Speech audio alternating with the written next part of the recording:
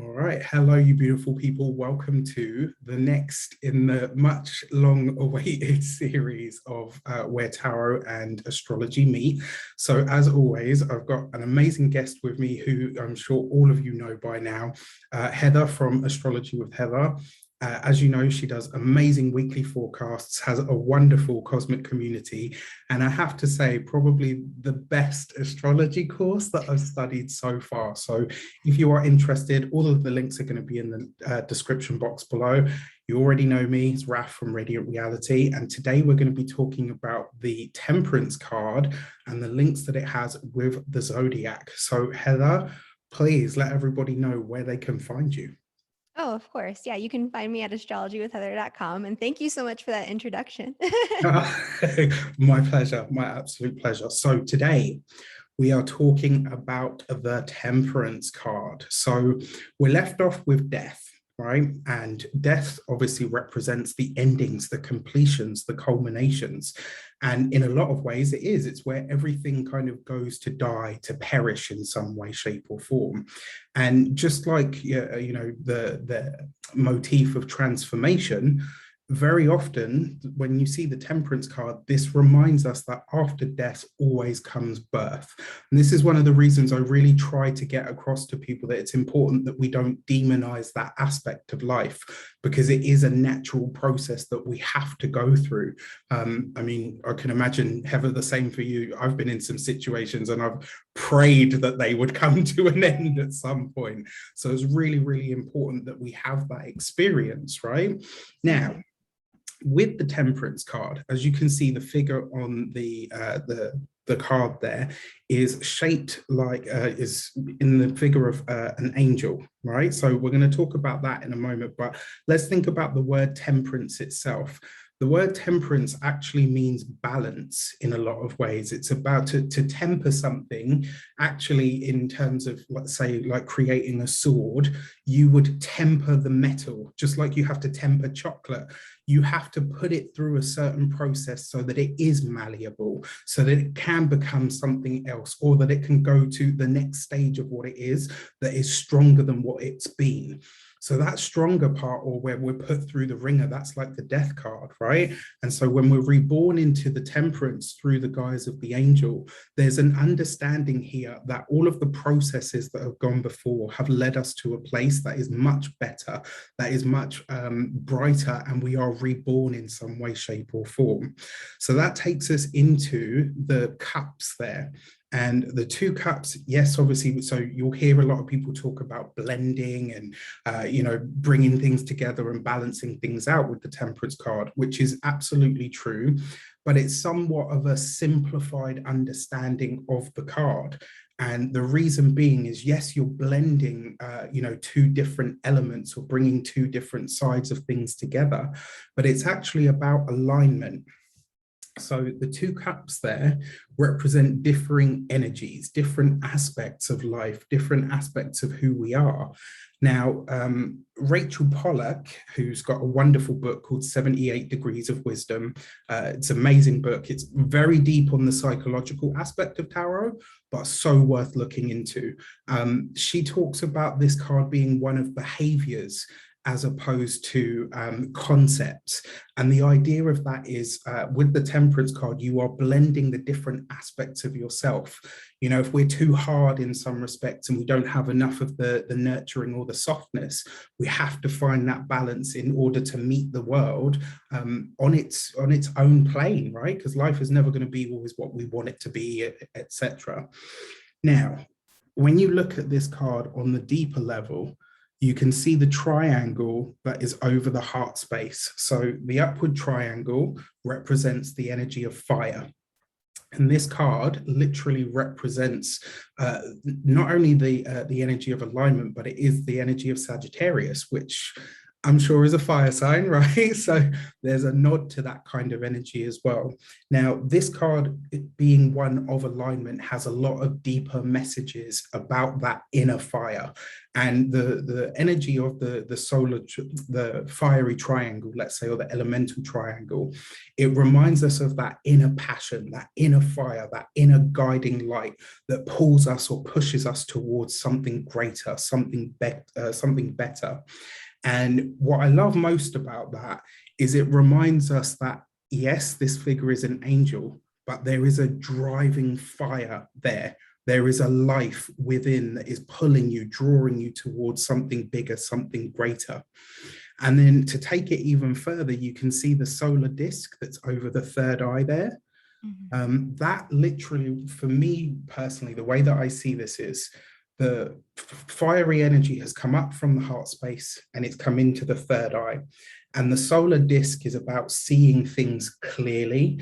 It's about seeing things through the guise of not only the heart space, but it's about really uncovering the truth of something, seeing through, you know, what you want it to be or what it should be and all the rest of it to this is exactly what it is. And then when you add that solar aspect to it, because it comes from that heart space or the vital fire, there's a reminder that when you can see everything, so if you look at everything through the third eye or through the heart space, you look at everything through the eyes of love. And that, when you think about the angel motif, really starts to bring this idea of seeing the best, seeing the potential, seeing beyond what the experience was that broke you down to see what you've become or what you've been reborn into.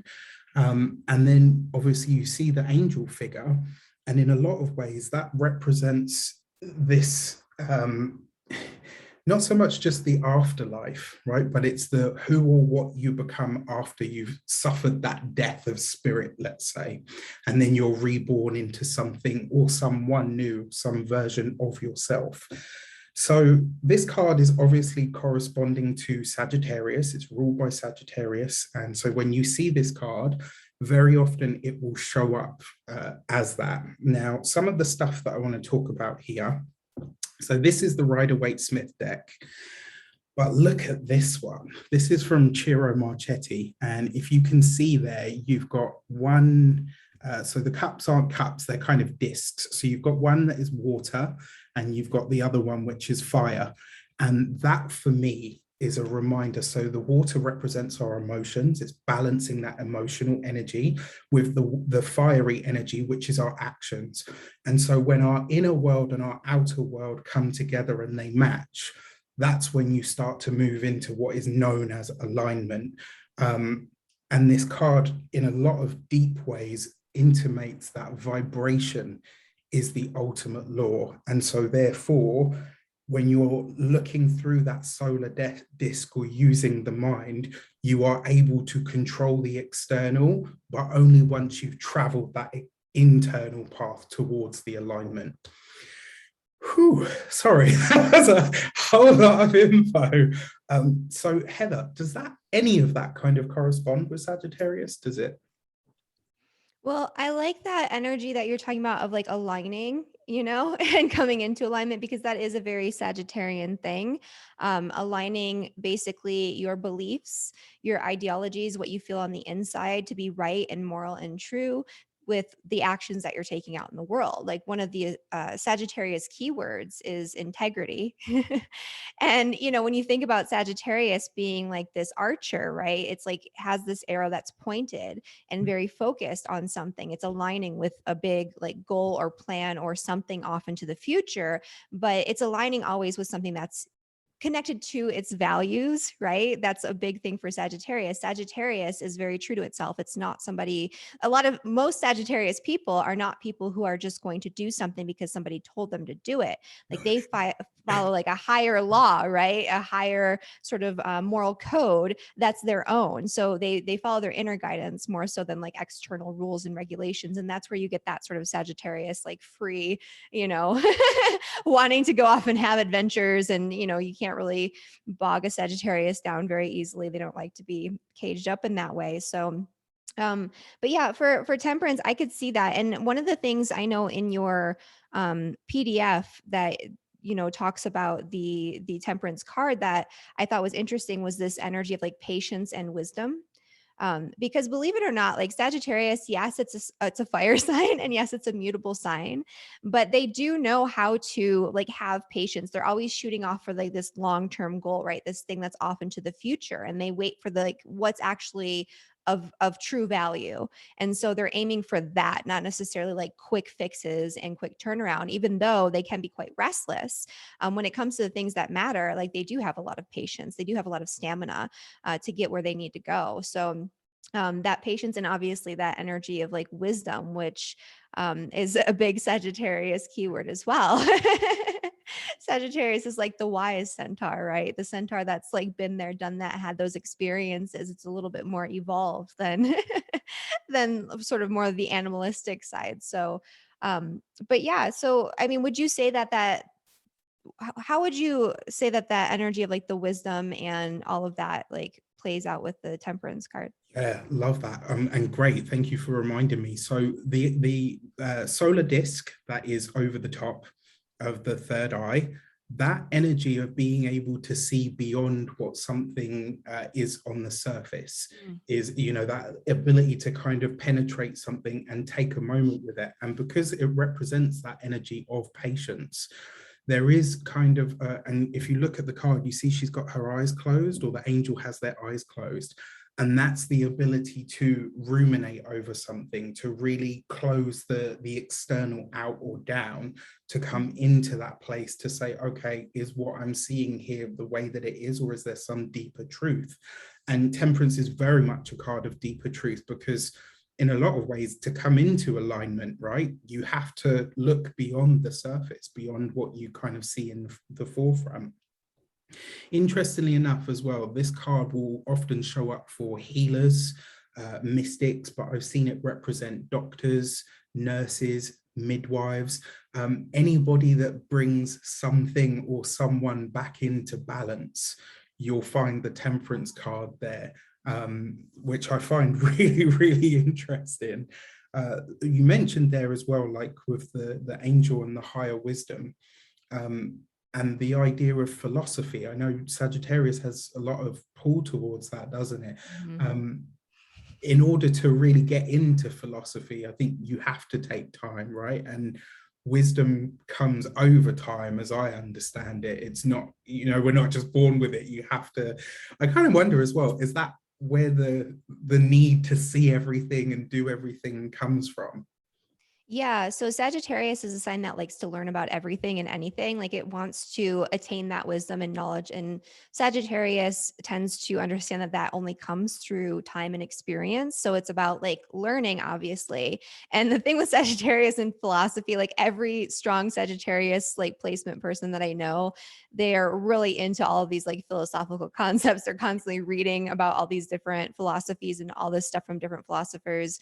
Like my husband's a double Sagittarius. He's like constantly listening to like these philosophers like speaking on, they're not even podcasts, they're like from like 100 years ago and stuff. And yeah, so that's definitely a part of it. So like yes, it's book learning, but one of the things that Sagittarius loves is experiences. They want to experience everything, and they know that actually learning about these things and understanding these concepts, it does require a certain amount of life experience. And that's part of that Sagittarius energy of like that long-term focus, right? Where it's not necessarily about the short term. Yes, they do like to have a lot of experiences in the now too. But it's not the same as like the opposite sign of Gemini, where it's just wanting to go around and do all sorts of things. So it's curious about this and that. And there's like no longevity to it. It's more like if they're sitting still too long and not growing and learning and expanding their mind, then yes, they're going to feel restless. But that doesn't negate the kind of long term path that they have. Yeah, amazing. It's funny when you talk about that, because when you were talking about the freedom, I'm going to dare to go in there just to dip into it for a moment. Like, obviously, Britney Spears is a Sagittarius, right? Yeah. So that whole thing, I just wonder, like, and this actually, when I think of the Temperance card, that ability to look beyond your circumstances, to maybe project yourself out to say, okay, this is what I have here, but actually if I stay there in that energy, this is not going to so much bother me or challenge me. Because can you imagine, like, just sorry, I just really wanted, I'm really interested to see what your take is on that, because of that Sagittarius need for, you know, freedom and to move about and stuff. Yeah, well, I'd have to look at like her whole chart to have a picture of what's going on there. And I've looked at it in the past, but you know, when you are talking about Sagittarius, yes, Sagittarius does need freedom, but they're also kind of like playing the long game. And so, you know, they can sacrifice a lot in the moment for freedom that they know that they'll have later on. And I think that that is a part of the Sagittarian energy. But with Britney Spears in particular, right now, as we're recording this, the nodes are transiting Gemini and Sagittarius. And so she's had the South Node in the eclipses transiting her sun. So the South Node is like letting go of something, like a cycle that is not serving you. And yes, it would be a Sagittarian cycle, right? It's like a cycle or an energy related to freedom. Or when you're talking about the South Node, it's like it can be going to extremes, right? It's like, Oh, either like all in or completely like not having freedom. So you'll see people with Sagittarius South nodes where they'll have their freedom like restricted and things like that, like natally. So basically, yeah, it's like her moving past like an old cycle or some old karma right now that she's ready to get out of, and she's ready to express herself, and she's ready to have more freedom for sure. So it's not surprising that there would be this big, crazy, you know, major life change going on for her. But there were other things that were going on in her chart around that time too. So it's not just like the Sagittarius sun sign energy. yeah, yeah, absolutely. There's always so much more going on, and that's one of the things that I try to kind of remind people about. Like, nothing happens in a vacuum. It's not just, Yeah. oh, this one thing is happening on its own. There's always more to it. Yeah, absolutely. The other thing that I wanted to talk about with this was the inner and outer worlds, and that's again that element of alignment, of bringing the inner Mm. world and the external world into some sort of balance or to some sort of harmony. And very often that's what alignment really is about, right? You align yourself with the energy of whatever you're trying to call in or to create. And on the other side of that, I mean, with Sagittarius, I know that obviously you've got the human half and the animal half. It's like kind of balancing out those two aspects of ourselves as well, right? Yeah, absolutely. And that kind of goes right back to that energy of like aligning with your integrity. It's aligning what first off what you've learned, so like they're aligning their philosophies and all of these things that they've had this book learning with their external experience, but also aligning those moral and ethical values with that, you know, external experience and what they're doing and all of that too. But yeah, like that's totally a Sagittarius energy. Awesome. So the last thing that I want to talk about here on the card is literally, you see how one foot is dipped into the water and one foot is out. That's a motif that we see a lot throughout the tarot, or certainly intimated at. And again, there's this idea that whatever is dipped into the water is attached to the spiritual, and whatever is on the land is attached to the practical or the material. So it's always about finding a way to blend the energies. And as we've seen with all of the previous cards, you see a lot of duality and balance in the cards. And the ultimate message is, how do you bring these two things together? I've always kind of seen Sagittarius as like a really strong sign. I don't think I've ever met a Sagittarius and thought, oh, well, they're quite meek or mild or quiet. Ever. No, no. And like I like that energy of like the one foot in the water and the one foot on land, because Sagittarius, you'll first off, you'll be hard pressed to find a Sagittarius that is not spiritual or religious, or, you know, has some sort of sense that there's even if they're like agnostic or something, that they have a sense that there's something else going on here, but they're also very grounded about it. So like that foot on earth, like they take it and they want it to be like experienced and used for something. It's not just like they want to learn about it and then just throw it away, right? So it is a very grounded, practical approach to like religion, philosophy, spirituality, things like that. It's not as like woo woo floating out in the ethers. It's not like a Pisces energy where you're just going to like, you know, transcend to the fifth dimension and float around, or, you know. Yeah. But they do like to have those experiences too, though, right? Like you'll find a lot of Sagittarius people that are really interested in doing like psychedelics and different ceremonies, and they want to experience all of these different things, so they can understand the nature of spirituality. They can understand the nature beyond the physical reality for themselves, like on that experiential level. So but they usually don't get carried away with it. Like you'll see some people that'll be like, I'm going to do ayahuasca all day, every day. And then, or like, I'm going to be on mushrooms constantly and like doing all these hallucinogenics, like just to be, you know, escaping from reality. For them, it's more like almost like a study, like of what this is, right? It's very different in their approach. Yeah, love that. That's the final thing that I think we'll mention as well. The Temperance card and the figure on the Temperance card doesn't teaches by doing, right? So this is it. As you see me blending, as you see me aligning, this is how you do it. Which I find really interesting, because I know teaching, learning higher wisdom and stuff is all Sagittarius as well, right? Or is that more Jupiterian? It's both. I mean, Sagittarius does have that association with like the teacher, right? Like the wise teacher who knows what they're doing. But I have noticed with people with strong Sagittarius energy, they are more like you mentioned, teaching by doing. Like I'll use my husband as an example again. Like I keep trying to get him to be on like YouTube videos and record him like talking about something like at the video. He can't do that. But like if he's doing something and then showing you how to do it, like actually like teaching by doing, and, you know, having people learn by doing, he's a really, really, really great teacher. But he can't just talk at you about something. He has to be doing it and showing you and demonstrating and having you involved, which is very different. So it's not like a Gemini energy where they just talk about whatever. And like they have to have that experience thrown in there, because that's how they learn, right? So that's also how they teach. Yeah, love that. Oh, I'm having, maybe get him a GoPro.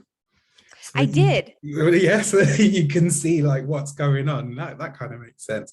Yeah. Awesome. Look, well, Heather, thank you so much. This has been really fun, really informative as always. Guys, please head over to Heather's channel, hit the subscribe button. There'll be a link in the description box so that you can go over and find it if you're not already following her. Heather, please once more tell everybody where they can find you, and if there's anything else you want to share. Yeah, you can find me over at astrologywithheather.com. And I actually did want to mention I have a little gift for everyone. And so you mentioned my cosmic community at the start of this video. And right now you can actually get a 7-day free trial membership of the cosmic community. Raphael and I have done some stuff on there, so you'll get access to that and all of the other astrology content. It's mostly like learning and getting together as a group and figuring things out astrologically. We have a forum where you can connect with a lot of like-minded people who are interested in things like astrology and tarot. And so you get to check that out. My gift to you, you'll find that link down below too.